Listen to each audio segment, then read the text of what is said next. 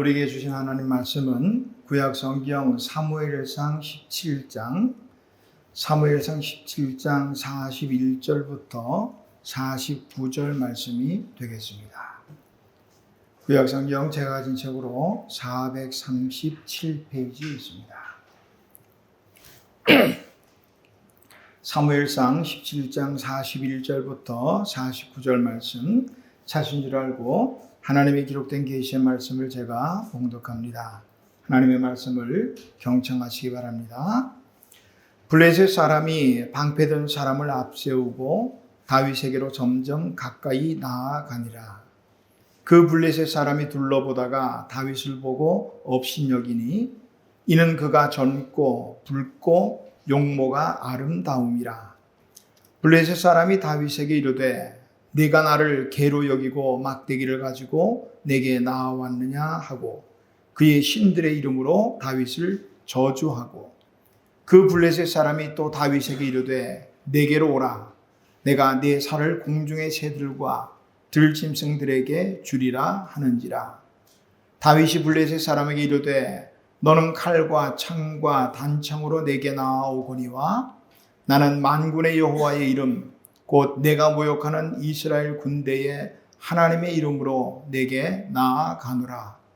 오늘 여호와께서 너를 내 손에 넘기시리니 내가 너를 쳐서 내 목을 베고 블레셋 군대의 시체를 오늘 공중의 새와 땅의 들짐승에게 주어 온 땅으로 이스라엘의 하나님이 계신 줄 알게 하겠고 또 여호와의 구원하심이 칼과 창에 있지 아니함을 이 무리에게 알게 하리라. 전쟁은 여호와께 속한 것인즉 그가 너희를 우리 손에 넘기시리라. 블레셋 사람이 일어나 다윗에게로 마주 가까이 올 때에 다윗이 블레셋 사람을 향하여 빨리 달리며 손을 주머니에 넣어 돌을 가지고 물매로 던져 블레셋 사람의 이마를 치매 돌이 그의 이마에 박히니 땅에 엎드러 지니라. 아멘. 네, 자리에 앉으시기 바랍니다. 하나님 아버지 은혜를 감사합니다. 오늘도 귀하고 복된 날 주의 전에 나와 하나님의 귀한 말씀 앞에 머리 숙였습니다. 하나님 이 시간 하나님의 임재를 깊이 깨닫는 시간 되게 하옵소서. 종의 입술을 통해서 하나님의 음성을 듣게 하옵소서. 예수님의 이름으로 기도하옵나이다. 아멘. 자, 우리 오늘 찬송 한 장 부르고 시작할까요? 찬송가 199장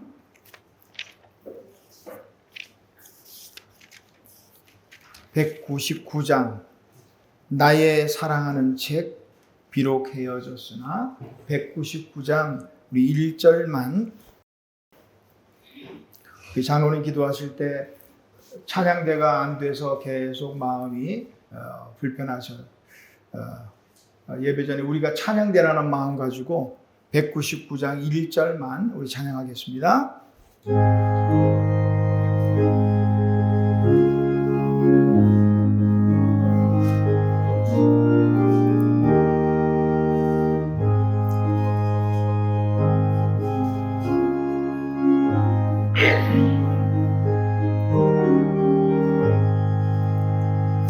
나의 사랑하는 책 비록 헤어졌으나 어머니의 무릎 위에 앉아서 재미있게 듣던 말 그때 일을 지금도 내가 잊지 않고 기억합니다. 귀하고 귀하다 우리 어머니가 들려주시던 재미있게 듣던 말 이 책 중에 있으니 이 성령 심히 사랑합니다. 아멘. 나의 사랑하는 책 비록 헤어졌으나 어머니의 무릎 위에 앉아서 재미있게 듣던 말 그때 일을 지금도 내가 잊지 않고 기억합니다. 물어볼까요? 어머니 무릎에 앉아서 들었던 성경 이야기, 기억이 어떤 내용들이 기억이 나시나요? 어머니 무릎 위에 들어서 성경을 들었던 기억조차 없나요? 미국 개신교인들이 구약 성경에서 가장 좋아하는 성경 이야기는 물어봤더니 모세와 출애굽 이야기였다고 합니다. 그리고 자신이 기억하고 이야기해 줄 수 있는 스토리 뭐가 있냐 했더니 10명 중에 4명이 노아의 방주를 꼽았다고 합니다. 지난 20일 미국 기독교 여론조사 기관인 라이프웨이 리서치에 따르면 미국 교인들의 기억에 뚜렷하게 남는 구약의 이야기, 첫 번째가 노아의 방주였고요. 두 번째가 다윗과 골리앗 이야기. 그 다음에 세 번째, 이삭을 제물로 바친 아브라함 이야기.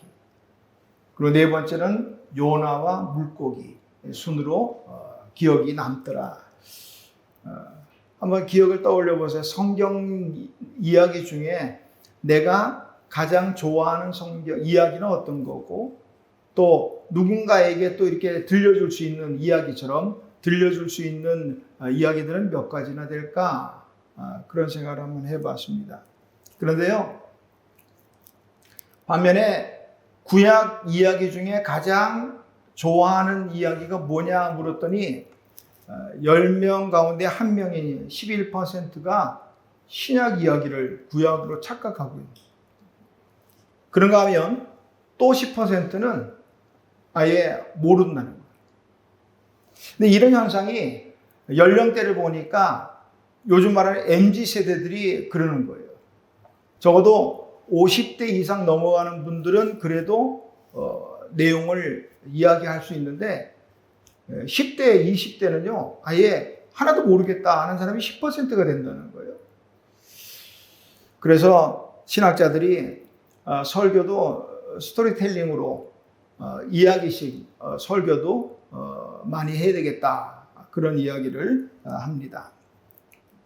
미국 교회 성도들, 그래서 우리 교회, 우리나라 성도들은 모르겠습니다만은 미국 교회 성도들이 가장 좋아하는 또 가장 기억에 있는 이야기 가운데 하나가 바로 다윗과 골리앗의 대결, 이 대결 이야기였어요. 우리 대부분은 다 이야기 다 알 줄로 압니다. 다윗과 골리앗의 이야기를 시작으로 오늘 함께 읽을 맥체인 통독의 이 말씀들을 보면서 하나님의 사람은 어떤 사람인가? 하나님의 사람은 어떤 사람인가 하는 것을 살펴보려고 합니다. 하나님의 사람은 어떤 사람인가? 오늘 먼저 본문에 있는 다윗과 골리앗의 이야기에서 생각해 봅니다. 자, 골리앗에 대해서 우리가 알죠. 골리앗이 어떤 사람인가? 현대인의 성경으로 보니까 키가 거의 3m.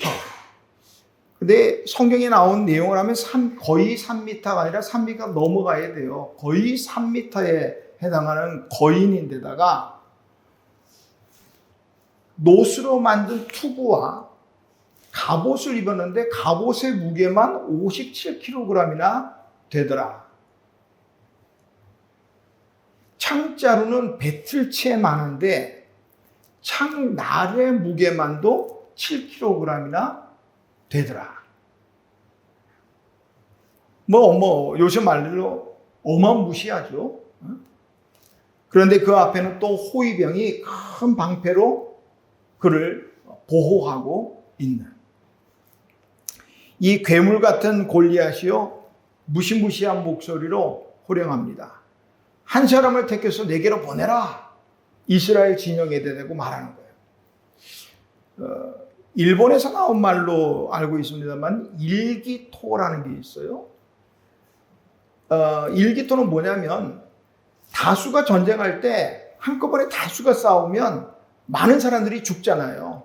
그러니까 대장들이 말 타고 한 마리 타고 대장끼리 싸우는 거예요. 그걸 일기토. 그러니까 우리말로 하면 1대1 대결을 하자는 거예요.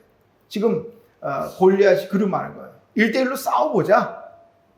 나와 싸워서 나를 죽이면 우리가 너희의 종이 되겠고, 또 만일 내가 이기면 너희가 우리의 종이 되라. 큰 소리 치면서 이 일이 40일이나 계속됩니다. 이에 대해서 사울의 군사들과 이스라엘 백성들은요, 아무도 두려워서 떨 뿐 아무것도 할 수 없어요. 오늘 우리가 인생을 살아가느라 하면 이 골리앗과 같은 문제, 도저히 감당할 수 없는 문제들을 만날 수 있죠. 얼마나 힘들면 스스로 자신의 생을 마감하는 그런 경우도 있습니다. 우리가 뭐 기독교적으로 그런 경우는 죄다 아니다 천국 갈 수 있느냐 여러 가지 말하지만 그 이전에 얼마나 힘들었을까 하는 공감이 먼저 돼야 되겠어요. 얼마나 힘들었으면. 그런데 한편으로 생각하면 그러면 살아있는 사람은 안 힘든가? 그런 것만도 아니에요. 정도의 차이가 있지만 모두가 다 이런 어려움들이 있다 이 말이에요. 이 골리앗과 같은 문제들이요. 이런 문제들 앞에서 우리가 어떻게 해야 될까? 이 다윗을 통해서 하나님의 사람 다윗을 통해서 해답을 찾아봐야겠어요. 지금 이스라엘 군사들은 중요한 전투를 앞두고 있습니다. 그런데 전쟁에는 이 사기라는 게 정말로 중요해요. 사기. 좋은 어떤 잘 훈련된 군사들도 필요하고 좋은 무기도 필요하겠지만 사기가 떨어지면요, 이거 전쟁 못해요. 근데 지금 이스라엘 백성들의 사기는 다 떨어졌어요. 이유는 간단해요. 우리가 아는 것처럼 상대가 강해도 너무 강하기 때문에. 이 골리앗이라는 이 장관이요. 아무리 계산해봐도요, 승산이 없어요. 도대체 뭐 한번 해볼만 해야 할 텐데. 맞서 싸울 수도 없고, 도망가자니 도망이라는 것은 이건 곧 패배를 의미하니까 어쩔 수도 없는. 사무엘상 17장 11절에 보니까 사울과 온 이스라엘이 블레셋 사람의, 그러니까 골리앗이죠. 골리앗의 이 말을 듣고 놀라 크게 두려워하니라. 크게 두려워하지 않을 방법이 없죠. 17장 24절 이스라엘 모든 사람이 그 사람을 보고 심히 두려워하여 그 앞에서 도망하며. 여기 도망했다는 게 완전히 다 도망쳤다는 게 아니라 아마 골리앗이 오는 만큼 뒤로 물러나겠죠. 두려움 때문에. 이스라엘 사람들이 이렇게 두려워하게 된 이유는요, 다른 거 없어요. 골리앗을 보기 때문이죠. 3m에 해당하는 이 큰 키에 창날의 무게만 7kg 되는 이 어마무시한 이 사람을 보니 두렵지 않을 수가 없더라 이 말. 그런데 오늘 다윗은 어떻게 된 걸까요? 다윗은 골리앗을 보기보다는 하나님을 바라봤다는 거죠. 오늘 골리앗에게 대한 말을 할 때도 그러잖아요. 너는 칼과 창과 단창으로 내게 나오지만 나는 네가 모욕하는 이스라엘의 하나님, 그 하나님의 이름으로 나간다. 이스라엘 백성들은 그 어마무시한 골리앗을 보고 두려워했지만 다윗은 골리앗이 아니라 하나님을 바라보니까 두려워하지 않았더라 이 말이죠. 골리앗을 바라본 이스라엘 백성들에게는 골리앗을 이길 재간이 없지만 하나님을 바라본 다윗은요, 골리앗에게 질 수가 없었던 거예요. 두려움은 사탄이 가장 즐겨하는 무기 중에 하나입니다. 블레셋이 앞세운 이 골리앗의 엄청난 위용 앞에 이스라엘 백성들은 다 두려워했잖아요. 그러나 이 골리앗과는 비교할 수도 없죠. 비교할 수도 없는 위대하신 그 하나님, 그 하나님을 보지 못하는 거예요. 골리앗을 바라보니까. 오늘도 마찬가지예요. 골리앗과 같은 이런 문제들을 우리가 만날 때 이 문제를 바라보면 두려움이 커지게. 그러나 이 문제보다 훨씬 더 큰 그 하나님을 바라보면 이길 수 있다 하는 사실입니다. 골리앗이라는 이 엄청난 문제 앞에 다윗은 이제 조금 더 위축되지 않고요, 담대하게 소리 지릅니다. 너는 칼과 창과 단창으로 내게 나오지만 나는 만군의 여호와 이름, 곧 내가 모욕하는 이스라엘의 군대의 하나님, 그 이름으로 내가 나간다. 그리고서 또 위대한 고백을 하죠.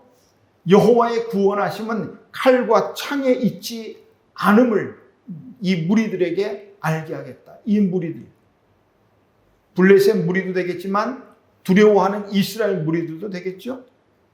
전쟁은 여호와께 속한 것인즉 그가 너희를 우리 손에 넘기시리라. 하나님입니다.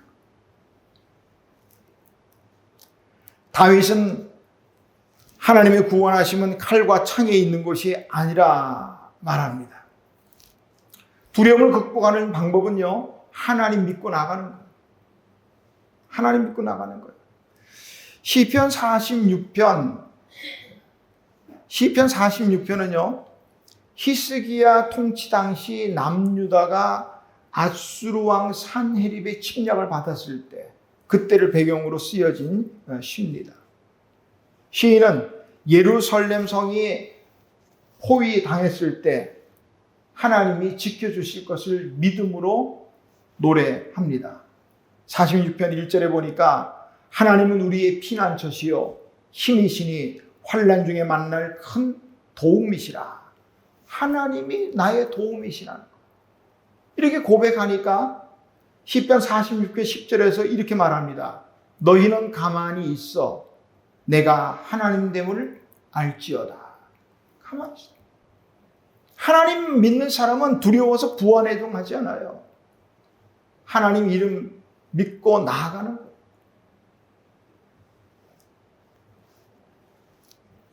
우리가 사무엘상 5장에서 살아계신 하나님, 오늘 블레셋은 골리앗을 내세웠는데 이 골리앗이 말하죠. 골리앗의 하나님을 모욕하고 그 모욕에 대한 내용은 나오지 않지만 45절에 보니까 다윗의 말에 의하면 골리앗이 하나님을 모욕했다 그랬죠. 그러니까 다윗이 화를 내면서 말합니다. 이 할례받지 않는 블레셋 사람이 누구이기에 살아계신 하나님을 모욕하느냐. 하나님은 살아계시다는 말이에요. 살아계신 하나님.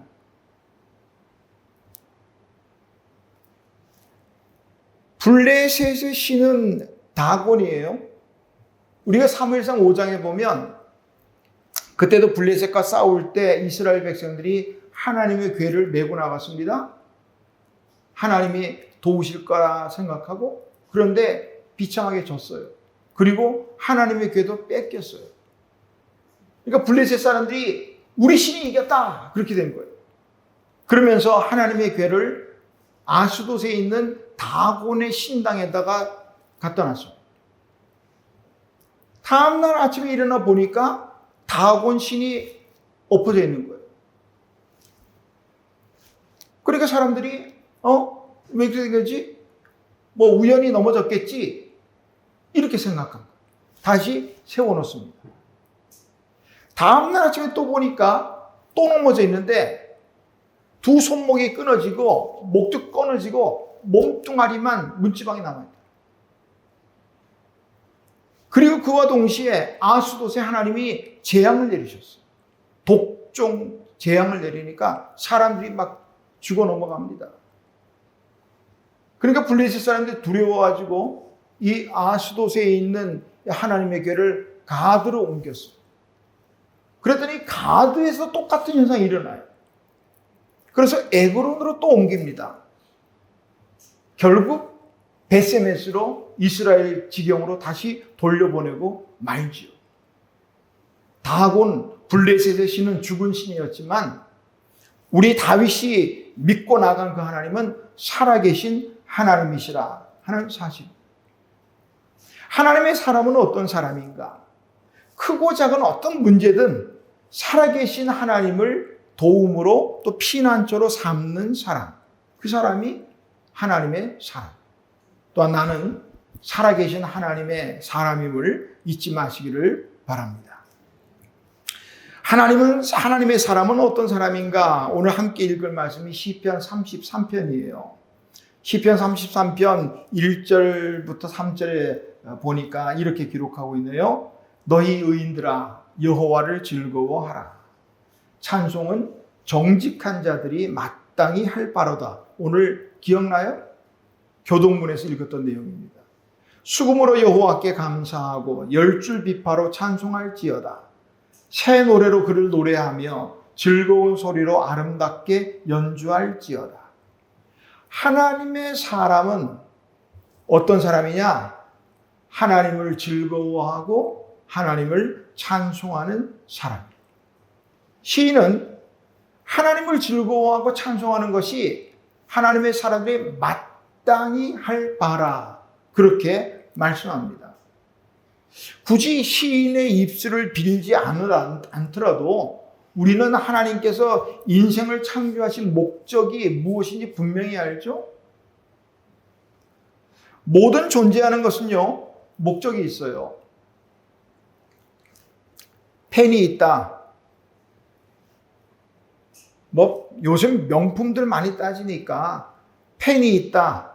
근데 펜도요, 모나미 같은 경우는 몇백 원에 불과하지만 거기에 또 유명한 이름 들어간 이런 펜들은요 1,000만 원씩 넘어간다고요. 시계도 마찬가지예요. 옛날에 우리 말하는 달러 시계는 그야말로 1달러면 살 수 있는 시계였지만 어떤 거는 수천만 원씩 합니다. 이번 파리올림픽에서 우리나라 선수 2사람도 오메가에서 준 시계 하나씩 남녀 선수들 받았죠? 그 시계 1,700만 원 시계예요. 엄청난 시계입니다. 그런데 이 펜이 그냥 몸값만 비싸지 나오지 않는다. 그래서 자체로 어떤 가치를 누리기 원하는 사람 같으면 괜찮을지 모르겠지만 막상 뭔가를 써야 하는 사람에게 그거는 아무 소용이 없어요. 수천만 원짜리 아무리 비싼 시계라도요, 지 혼자 그냥 막 하는 시계 안 맞아. 그 시계로서는 아무 소용이 없는 거예요. 하나님이 만드신 피조물 가운데 가장 뛰어난 존재가 뭐냐? 우리 아니에요, 우리. 하나님의 형상을 따라 만든 유일한 피조물이에요. 이 하나님, 왜 하나님이 왜 우리 인생을 창조하셨을까?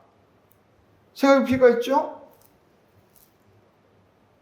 이사야 43장 21절에서 이사야 선지자를 통해서 하나님 분명히 말씀하시잖아요. 이 백성은 내가 나를 위하여 지었나니 나를 찬송하게 하려 합니다. 인생의 목적은 하나님을 찬송하는 거예요. 하나님을 즐거워하고 하나님을 기뻐하고 하나님을 찬송하는 데 인생의 목적이 있다는 거예요. 사람마다 저마다 다 자기의 인생의 목적이 있겠죠? 우리 젊은 사람들이 물어보면 인생의 목적이 뭐냐? 뭐가 되고 싶으냐? 우리 아이들 보면 늘 물어보잖아요. 뭐가 되고 싶으냐?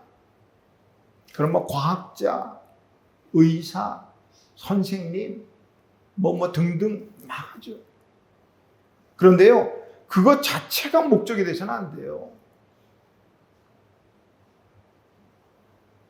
요즘 아이들 보니까 그러더라고요.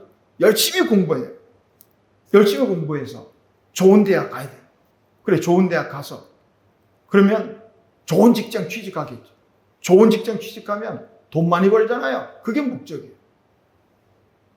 결국은 돈으로 귀결이 되더라고요. 적어도 목적이라 그러면 과학자가 된다.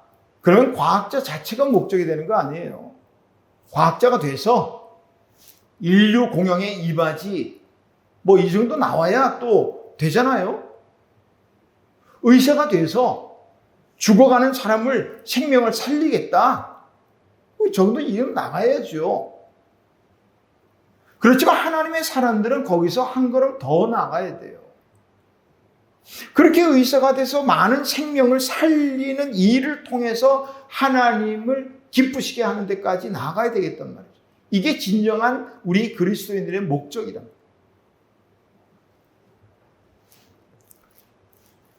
찬송은 예배하는 자들이 하나님께 드릴 마땅한 또 최상의 예물입니다. 시편 69편 30절 31절에서 다윗은 이렇게 노래했습니다.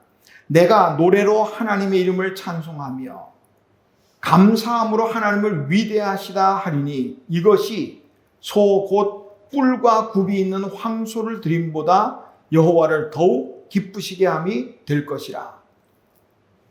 다윗은 하나님께 예배하는 찬송으로 예배하는 이 예배가 황소를 드리는 것보다 하나님이 더 기뻐하실 거라 이렇게 말하고 있어요. 제가 지금 정확히 황소 한 마리가 얼마가 되는지는 잘 모르겠습니다만은 오늘 다윗의 표현에 의하면 황소를 드리는 것보다 찬송으로 하나님께 예배하는 것이 훨씬 더 하나님을 기쁘시게 하는 것이다. 동의합니다. 왜냐하면 황소는 돈만 있으면 사서 드릴 수 있잖아요. 하긴 돈 있다고 황소 사서 하나님께 드리는 거 쉽지는 않겠지만, 그러나 노래는요, 찬송은요, 돈이 있다고 되는 거 아니더라고요. 우리 고인이신 그 정주영 회장이요, 17살 때 강원도 통천 북쪽이죠. 강원도 통천에 있는 고향집에서 부친이 소 판 돈 70원, 그때 당시 70원이라고 하죠. 70원 들고 가출했대요. 어쨌든 가출했던 크게 성공했으니까. 그게 마음의 빚으로 남았을까요? 1998년 6월에 1차, 그리고 4개월 뒤인 10월에 2차 모두 1000마리 정도 되는 황소를 북한으로 끌고 갔잖아요.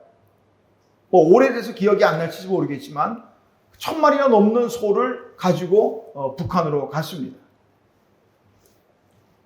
그런데 저는 그 정주영 회장이 하나님을 찬송했던 소리는 못 들어봤어요. 황소 1000마리는 줄 수 있어도 하나님 찬송하는 거 이건요, 누구나 하는 거 아니거든요. 시편 33편 오늘 읽을 말씀인데 그 바로 옆에 있는 시편 34편을 보면 이것도 다윗의 시인데요. 그 시의 표제는 이렇게 되어 있어요. 다윗이 아비멜렉 앞에서 미친 채 하다가 쫓겨나서 지은 시, 이렇게 되어 있어요. 사울의 칼을 피해서 도망가다 갈 데 없으니 어디까지 가느냐? 적군, 블레셋, 아비멜렉 그 왕에게로 도망갔단 말이에요. 그러니까 그 신하들이 다윗을 보면서 저 다윗 아닙니까? 사울은 천천히요, 다윗은 만만히로다. 우리 옛날 그 골리앗 장군을 죽인 다윗 아닙니까? 이렇게 나오니까 다윗이 살기 위해서 미친 척 대문에다 머리를 비비면서 침을 질질 흘리면서 이렇게 해서 목숨을 구했던 그 사건, 그때 쓴 시인데 다윗이 시편 34편 1절에서 이렇게 노래합니다. 내가 여호와를 항상 송축하며 내 입술로 항상 주를 찬양하리이다. 그 상황에서도 하나님을 항상 찬양하겠다는 거예요. 살기 위해 미친 척하는 그 상황에서도 하나님을 찬송한다는 거예요. 오늘 우리가 왜 하나님을 찬송해야 될까 하는 이유를 찾자면요, 너무너무 많아. 손꼽을 수가 없어. 시편 33편 12절에 보니까 여호와를 자기 하나님으로 삼은 나라 곧 하나님의 기업으로 선택된 백성은 복이 있도다. 우리가 하나님의 백성으로 하나님의 자녀로 택해 주셨으니 어찌 찬양하지 않을 수 있어요.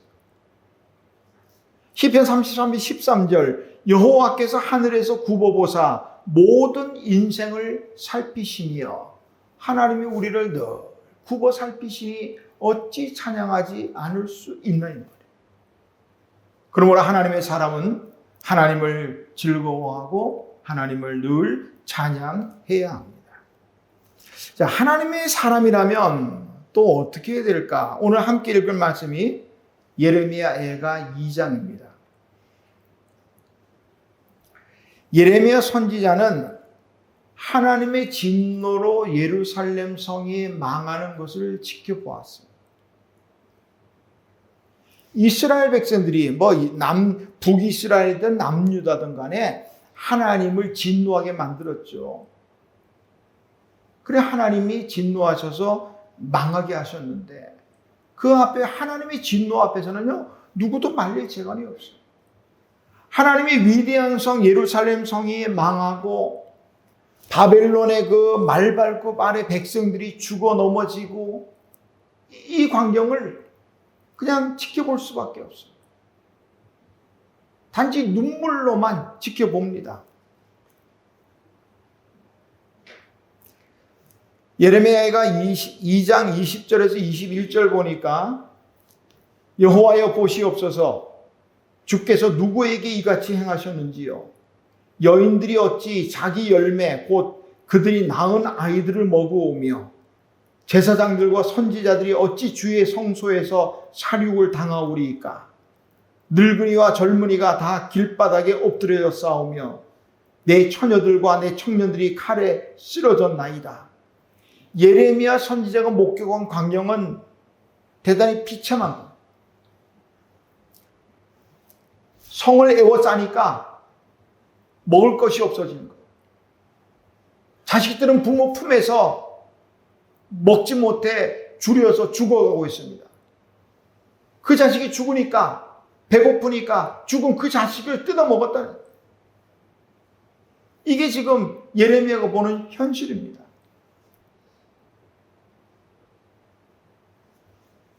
선지자, 제사장 상관없어요. 하나님의 성전에서 죽임을 당하는 그런 일들이 있습니다. 예레미야 선지자는 그 비참한 장면을 바라보면서도 할 수 있는 게 없어요. 다만 눈물을 흘릴 뿐.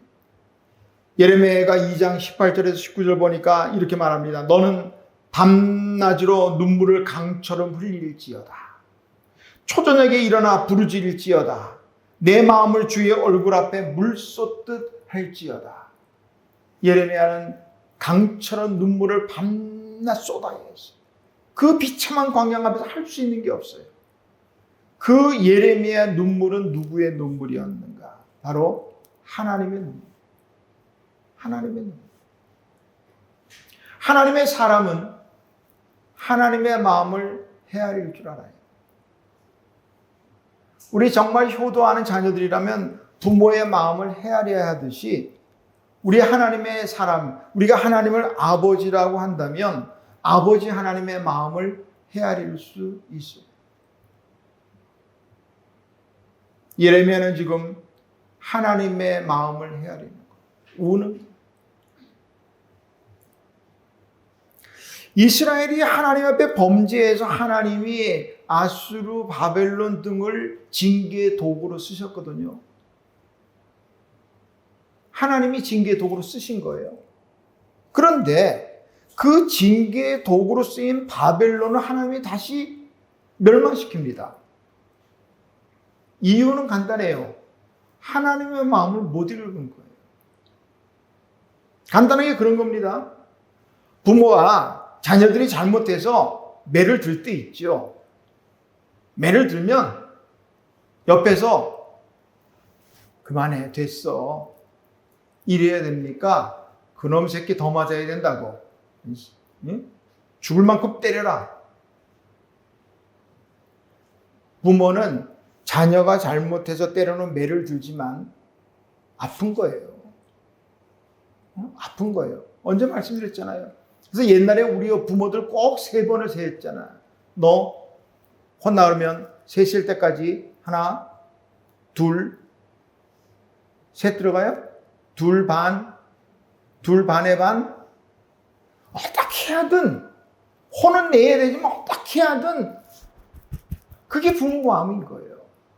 하나님이 바벨론을 통해서 이스라엘을, 유다를 징계하시지만, 그런데 이 바벨론이 지가 힘세서, 지가 잘해서 그런 줄 알고 마구잡이 그냥 죽이고 파괴하고 하나님의 마음을 못 읽고 결국 하나님께서 그 바벨론을 멸망시키죠. 다윗이 범죄의 결과로 아들 압살롬이 반역을 일으킵니다.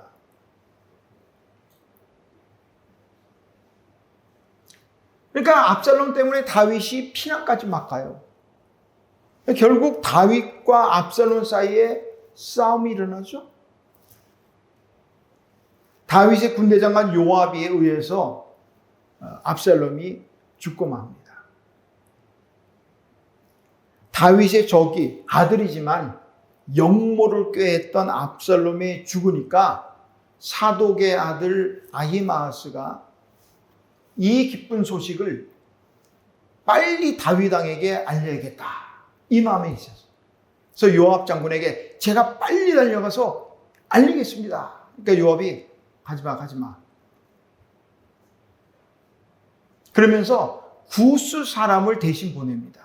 네가 가서 알려. 그랬더니 아히마아스가 속이 타는가 봐요. 자기가 빨리 이 소식을 먼저 알려야겠는데 내가 가겠습니다. 왜 안 보냅니까? 막 그랬더니 요압이 너는 이 일을 알림으로써 받을 상이 없다. 요압은 다윗 아버지의 마음을 알았던 거예요. 구스 사람이 막 달려가니까 아히마아스가 자꾸 간청하니까 요압이 그럼 가라. 그러니까 이 아히마아스가요 구스 사람보다 더 빨리 달려갔어요. 다윗에게 달려가. 어쨌든 압살롬의 죽은 이 소식이 다윗에게 전해지니까 다윗이 그 소식을 전한 아히마아스나 구스 사람에게 상 준 거 아니에요. 전쟁에 이겼느냐 졌느냐 어떻게 되냐 물어보지도 않습니다. 압살롬이 죽었다는 소식을 듣고 내 아들 압살롬아, 내 아들 압살롬아, 차라리 내가 너 대신 죽었으면 좋았을 것을, 이렇게 한탄하며 웁니다. 이게 아버지 마음이에요. 오늘 우리가 하나님을 아버지라고 말한다면, 그런 하나님의 사람이라면 하나님 아버지의 마음을 헤아릴 줄 알아요. 하나님을 아버지라고 하면서도 하나님 아버지의 마음을 전혀 헤아리지 않고 자기 좋은 대로만 살아간다면 어떻게 하나님의 사람이라고 할 수 있겠어요? 하나님 마음 좀 헤아려 보자고요. 어떤 것이 하나님의 뜻인지. 우리가 기도하는 이유는 그거 아니에요? 기도하면서 아직도 뭐 달라 계속 그것만 하는 거 아니잖아요. 이제 어느 정도 성숙했으면 아버지 하나님의 뜻이 무엇입니까?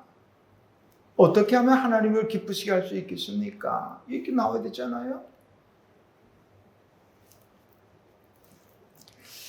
하나님의 사람이라면, 하나님의 사람이란 이 말을 들으면 하나님의 사람, 요 말만 들으면 마음이 편해요.